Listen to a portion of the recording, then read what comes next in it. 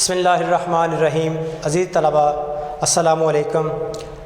آج ہم خط کے بارے میں ڈسکس کریں گے جی۔ آپ کو میں بتاؤں گا کہ خط جو ہے وہ کس طرح لکھا جاتا ہے اور اس کے نمبر جو ہیں وہ کیسے لیے جا سکتے ہیں اور اچھے نمبر حاصل کرنے کے لیے ہمیں کس طرح کا خط لکھنا چاہیے۔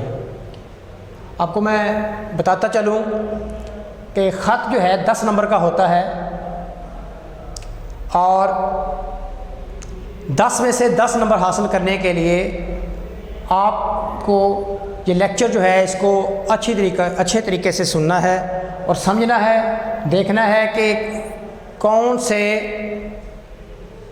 پوائنٹس ایسے ہیں جہاں سے نمبر آپ کے مس ہو جاتے ہیں اور کون سی پوائنٹ ایسے ہیں جہاں سے آپ تھوڑی سی غلطی کرتے ہیں تو آپ کو نمبر جو ہے نہیں ملتا۔ تو اگر آپ اچھی طرح یہ سمجھیں گے تو آپ کو انشاءاللہ میکسیمم نمبر حاصل ہوں گے۔ تو ہم چلتے ہیں جی خط کی طرف جی۔ تو سب سے پہلے میں آپ کو بتا دوں کہ خط جو ہے اس کے اہم حصے کون سے ہیں۔ خط کے اہم حصے جو ہیں کون سے ہیں جی؟ وہ ہے مقام روانگی اور تاریخ۔ مقام روانگی جہاں سے خط لکھا جا رہا ہے، اور تاریخ جس دن آپ وہ خط لکھ رہے ہیں وہ تاریخ آپ ادھر لکھیں گے جی۔ القاب و آداب جس کو آپ خط لکھ رہے ہیں اس کے مقام اور مرتبے کو سامنے رکھتے ہوئے آپ نے القاب و آداب لکھنے ہیں جی۔ نفس مضمون یعنی کہ جو خط میں ڈیمانڈ کیا گیا ہے اس حساب سے آپ وہ اس میں لکھیں گے کہ خط جو ہے اس میں آپ نے جو نفس مضمون ہے وہ ہے، آپ فرض کریں آپ خط لکھ رہے ہیں والد محترم کو امتحان میں کامیابی کے سلسلہ میں، تو پھر آپ اس میں وہ تمام چیزیں جو امتحان میں کامیابی کے لیے آپ نے اپنائی ہیں، جو آپ نے کیا ہے، والدین کی دعائیں ہیں، اساتذہ کی محنت ہے، آپ کی محنت ہے اور اس طرح کی دیگر باتیں جو ساری اس نفس مضمون میں آ جائیں گی۔ اور اینڈ پہ ہوتا ہے اختتام۔ اختتام میں آپ جو خط ختم کریں گے جو اب آپ، تو پھر اس میں دعائیہ کلمات جو ہوتے ہیں وہ لکھتے ہیں، جس طرح والسلام ہے، آپ کا خیر اندیش ہے، اس طرح کے کلمات آپ لکھیں گے جی۔ تو یہ میں نے آپ کو خط کے جو حصے تھے ان کے بارے میں بتایا ہے۔ اس کے بعد خط کی اقسام ہیں جی۔ خط کی اقسام عام طور پر جو ہوتی ہیں وہ جی شخصی خطوط، اس میں نجی و ذاتی یا غیر رسمی خطوط آ جاتے ہیں۔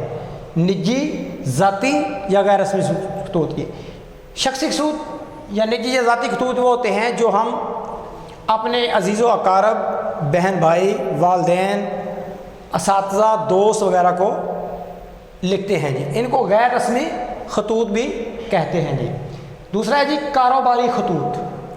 کاروباری خطوط ایسے ہوتے ہیں جو خط کاروبار کے سلسلے میں ایک کمپنی یا ایک ادارہ دوسرے ادارے کو لکھتا ہے اور اس کے ذریعے وہ کاروبار جو ہیں کرتے ہیں جی۔ جو کاروباری خطوط ایسے خطوط جو کاروبار کے سلسلے میں ایک ادارہ دوسرے ادارے کو لکھے یا ایک کمپنی یا دیگر کوئی بھی شخص جو ہے وہ کاروبار کے سلسلے میں لکھے، اس کو کاروباری خطوط کہتے ہیں۔ سرکاری خطوط جی، یہ سرکار کی طرف سے کسی شخص کو، محکمے کو یا ادارے کو لکھے جاتے ہیں۔ وہ خطوط جو سرکاری سطح پر کسی شخص کو ادارے کی طرف سے، محکمے کی طرف سے یا کمپنی کی طرف سے سرکاری جو ہو لکھے جائیں وہ سرکاری خطوط کہلاتے ہیں۔ نیکسٹ دیکھیں جی، خط کو مکتوب کہتے ہیں۔ جو خط ہے اس کو کیا کہتے ہیں جی؟ مکتوب۔ خط کو مکتوب کہتے ہیں۔ خط لکھنے والے کو کاتب کہتے ہیں۔ خط لکھنے والے کو کاتب، اور جسے خط لکھا جائے اسے مکتوب الیہ کہتے ہیں۔ یعنی مکتوب کیا ہے جی؟ خط، اور خط لکھنے والا کون ہے؟ کاتب، اور جسے خط لکھا جا رہا ہے اسے مکتوب الیہ کہتے ہیں۔ خط جو ہے نصف ملاقات کہلاتا ہے جی۔ خط کو نصف ملاقات کہتے ہیں جی۔ اور قدیم دستور مکتوب نگاری جی، قدیم دستور مکتوب نگاری یہ تھا کہ بہت ہی لمبے چوڑے القاب و آداب لکھے جاتے تھے جی، یعنی قدیم جو زمانہ قدیم میں آپ دیکھیں، جو خاص دیکھیں مرزا غالب کے خطوط کی بات کر لیں تو اس میں بھی بہت سارے لمبے چوڑے القاب و آداب لکھے جاتے تھے جی۔ اور خط جو ہے وہ کیوں لکھا جاتا ہے؟ ایک دوسرے کے حالات سے آگاہی کے لیے ہم خط لکھتے ہیں جی۔ خط جو ہے وہ ایک دوسرے کے حالات سے باخبر رہنے کے لیے خط لکھا جاتا ہے۔ نمبروں کی تقسیم کی طرف آتے ہیں جی۔ جو ہم خط لکھتے ہیں اس میں جو نمبر ہیں کس طرح ملتے ہیں ہمیں، وہ میں آگے جا کے آپ کو مزید بتا دیتا ہوں جی۔ سب سے پہلے کیا ہوتا ہے جی؟ مقام روانگی۔ مقام روانگی کہ خط جو ہے کہاں سے لکھا گیا ہے، اس کا ایک نمبر ہے، کیونکہ آپ نے امتحان گاہ یا کمرہ امتحان یا امتحانی مرکز لکھنا ہے تو مقام روانگی میں آپ امتحانی مرکز لکھیں گے۔ یہ دیکھیں میں نے ادھر لکھا ہوگا، اس کی طرف جب آئیں گے تو آپ کو مزید اچھی طرح بتا دیتے ہیں جی۔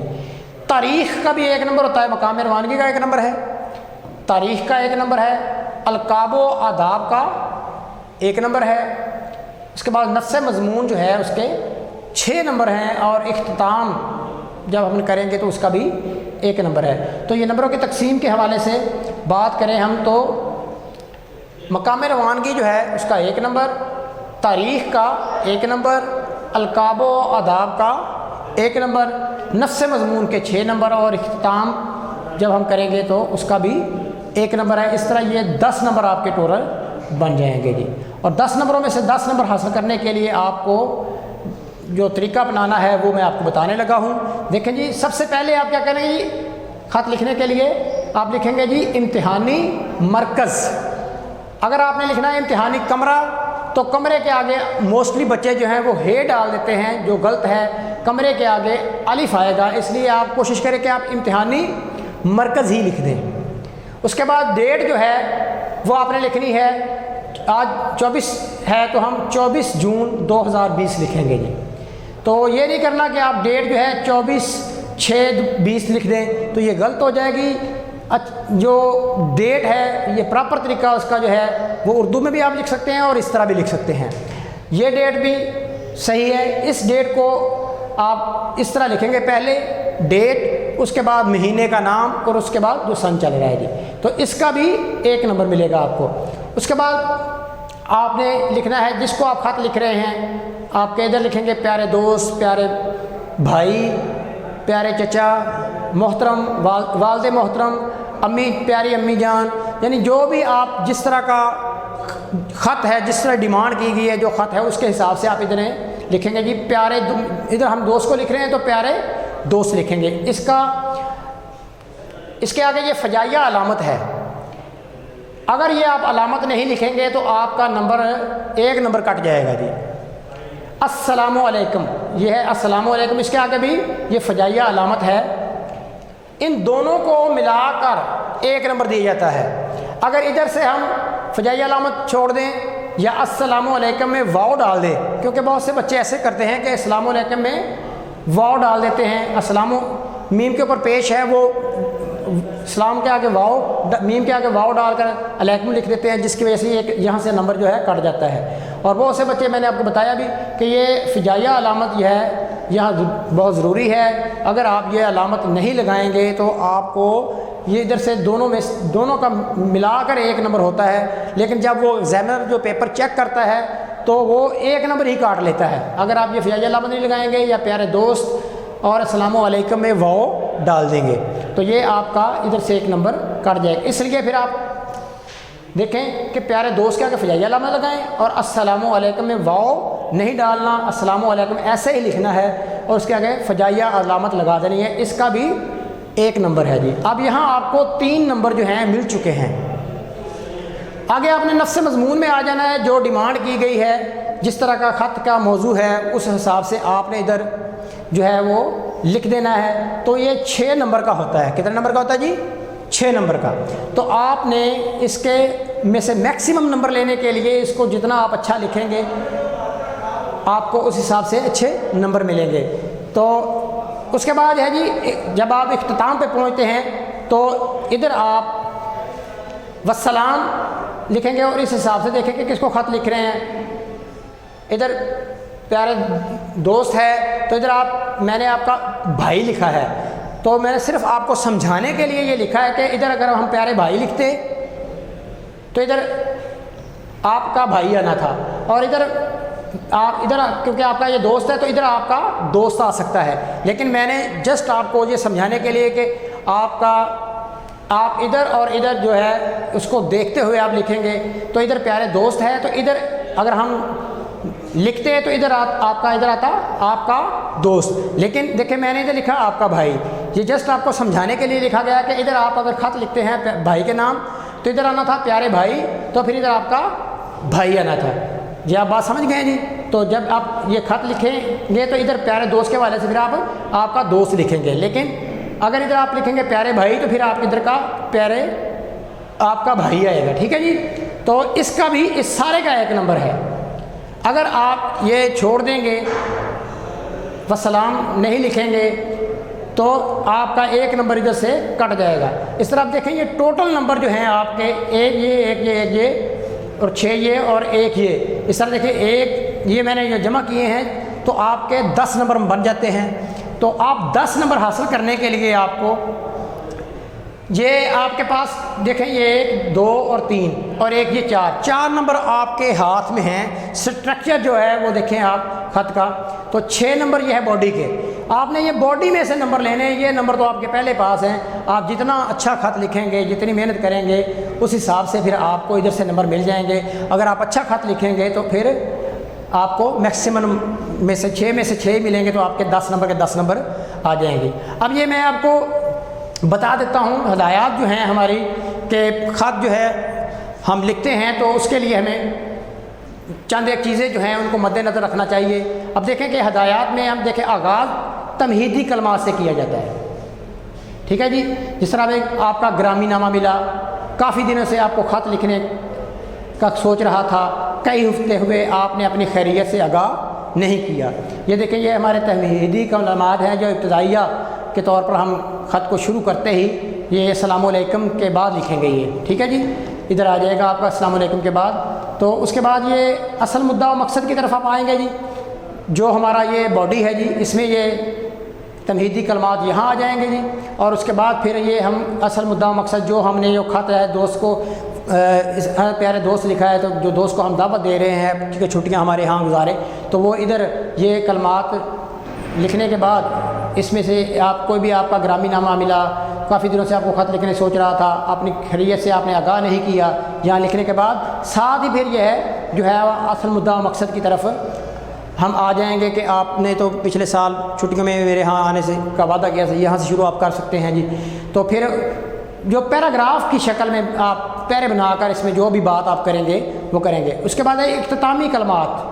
तो इख्तितामी कलमात के वाले से बात करें तो लिखेंगे हम ये अल्लाह ताला आपको सलामत रखे, मेरी दुआएं आपके साथ हैं। ये आप इख्तितामी कलमात जो हैं वो लिख सकते हैं। और एंड पे इख्तितामिया जो होता है या इख्तिताम जो होता है, जिस तरह ये हमने लिखा है वस्सलाम आपका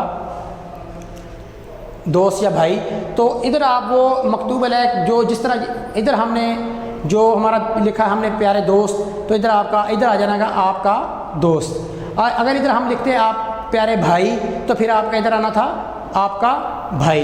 इधर अगर प्यारी अम्मी जान, प्यारे अब्बा जान या किसी भी और शख्स को या दोस्त को या अजीज़ व अकारब या रिश्तेदार को आप ख़त लिख रहे हैं तो उसके हिसाब से आप इधर वो इख्तितामिया कलमात जो हैं लिखेंगे जी। उम्मीद है कि आपको ख़त के बारे में मालूमात जो दी गई हैं, बताया गया है, वो पता चल गया होगा और नंबरों के तकसीम के हवाले से भी आपको क्लियर हो गया होगा। और ये जो अभी हदायत दी हैं मैंने बताई हैं आपको, इनके बारे में पता चला होगा। और नंबर जो हैं कहाँ से आते हैं और कहाँ से कटता है, वो किस वजह से कटता है, वो आप सब क्लियर हो गया होगा। इंशाअल्लाह ताला नेक्स्ट हम अगला सबक कल पढ़ेंगे जी। अस्सलामु अलैकुम जी।